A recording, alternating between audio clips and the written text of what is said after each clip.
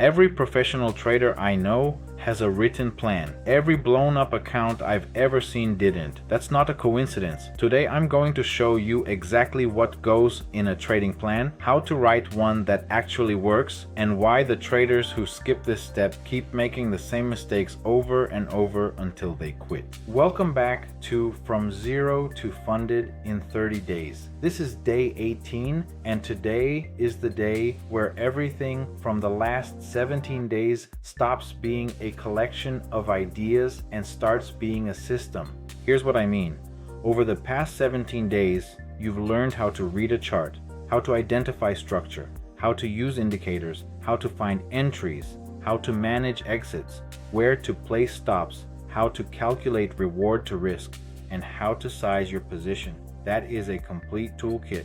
But a toolkit sitting in a drawer is not a business. A trading plan is what turns that toolkit into a repeatable process you can follow on autopilot, even when your emotions are screaming at you to do something different. By the end of this video, you're going to have the exact template for a complete NQ trading plan. Every section it needs, what goes in each one, and the honest truth about when to follow it versus when to update it. This is the document that separates traders who improve from traders who just keep guessing. Let me define what I mean by a trading plan, because I think most beginners have the wrong picture in their heads. A trading plan is not a strategy. A strategy is one piece of the plan. It's your entry and exit rules. A trading plan is bigger than that. It's a complete written document that covers everything. What you trade, when you trade, how you enter, how you exit, how much you risk, what you do when things go wrong, and what you do when things go right. It's the operating manual for your entire trading business. Think of it like a pilot's checklist. A pilot doesn't decide mid-flight whether to check the landing gear. The checklist tells them what to do, in what order, every single time. The checklist doesn't care if the pilot is tired, confident, nervous, or distracted. It just says, do this now. That's what your trading plan does for you. The other thing a trading plan is not, and this one trips people up, is a prediction. Your plan doesn't say NQ is going to 20,000 this week. Your plan says if NQ does X, I do Y. If NQ does Z, I do nothing.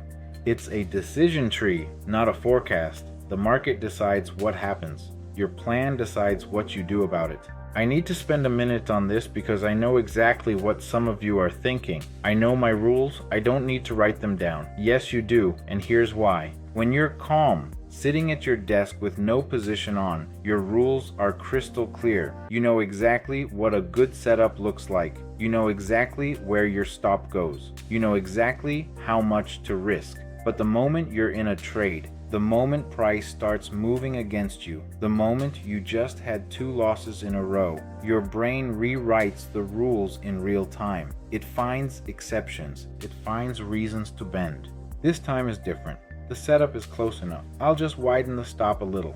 A written plan can't be rewritten by your emotions in the moment. It sits there on your desk or your second monitor, and it says exactly what it said before you entered the trade. It doesn't negotiate, it doesn't bend, and when you feel the urge to do something your plan doesn't allow, the plan wins because it was written by the version of you that was thinking clearly. That is the entire value of writing it down, not the writing itself. The fact that it creates a fixed reference point that your emotional brain cannot edit live. Here are the 7 sections every trading plan needs. I'm going to walk through each one and tell you exactly what goes in it. By the end of this section, you could pause the video and write your own plan start to finish. Section 1. What you trade. For most of you watching this, the answer is NQ and MNQ, Nasdaq 100 futures. Write it down. 1 or 2 instruments maximum.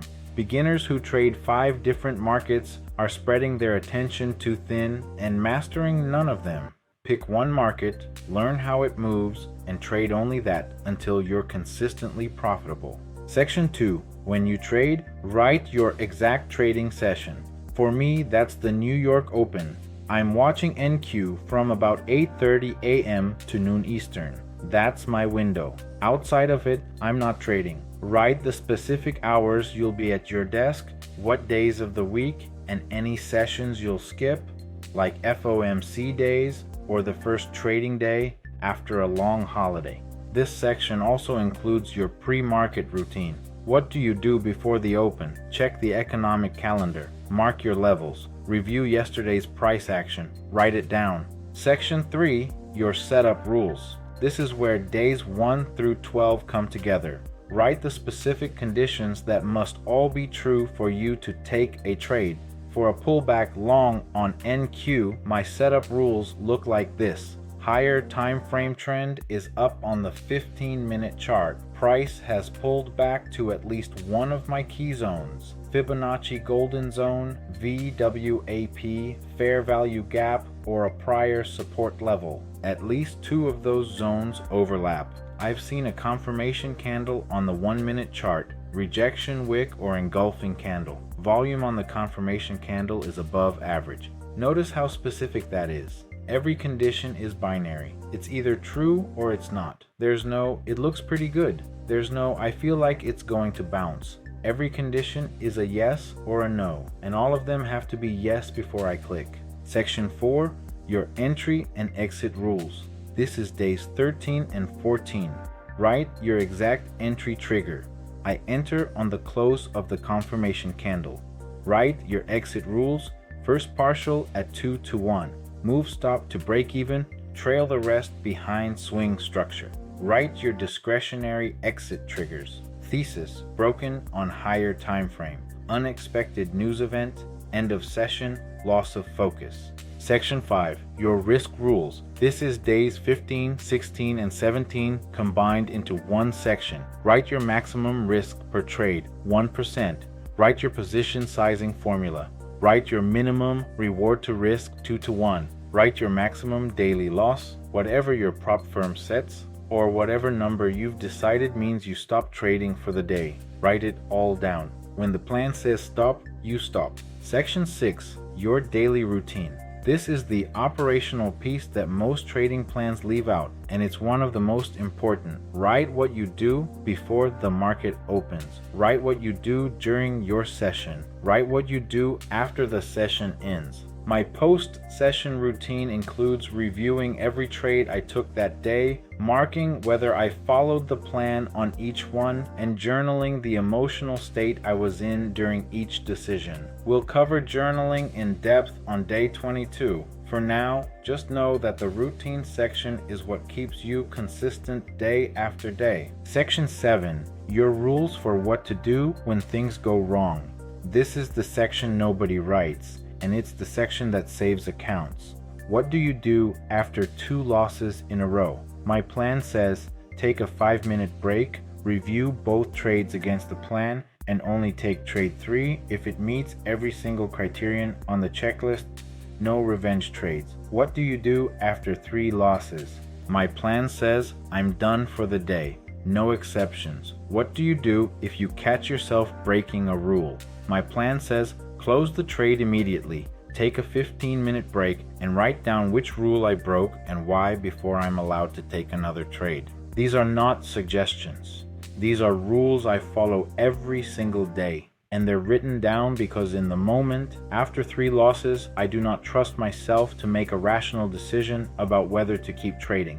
The plan makes that decision for me. Quick note on length, because I get asked this. Your trading plan should be 1 to 3 pages. That's it. If it's longer than 3 pages, you won't read it daily. If it's shorter than 1 page, you haven't been specific enough. 1 to 3 pages written in your own language, in a format you'll actually look at every morning before the market opens. Some traders print it and tape it next to their monitor. Some keep it as a Google Doc on their second screen. The format doesn't matter. What matters is that you see it before every session. This is the part that trips most people up, so I want to be very clear. You follow the plan during market hours, always. No exceptions. If you're in a trade and you think of a better rule, you do not implement it mid-session. You write it in your journal and you evaluate it after the session with a clear head. The plan you started the day with is the plan you finish the day with.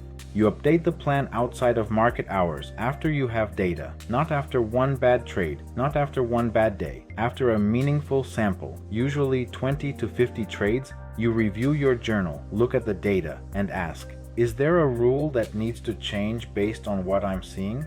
If yes, you change the plan deliberately, with evidence, before the next session starts. Then you follow the new plan for another 20 to 50 trades before you evaluate again. This cycle, follow, journal, review, update, is the actual process of improvement in trading. It's not about finding the perfect plan on day one. It's about starting with a good plan and improving it with data over time. The traders who get good are the ones who run this cycle consistently. The traders who stay bad are the ones who rewrite their plan every day based on how they feel. The plan isn't there to make you right. It's there to make you consistent. And consistency is what the data needs to mean anything. Tomorrow, day 19, we're getting into prop firms explained. If you're going to start writing your plan today, drop a comment telling me which of the 7 sections you think is going to be the hardest for you to follow. I'll see you tomorrow in day 19.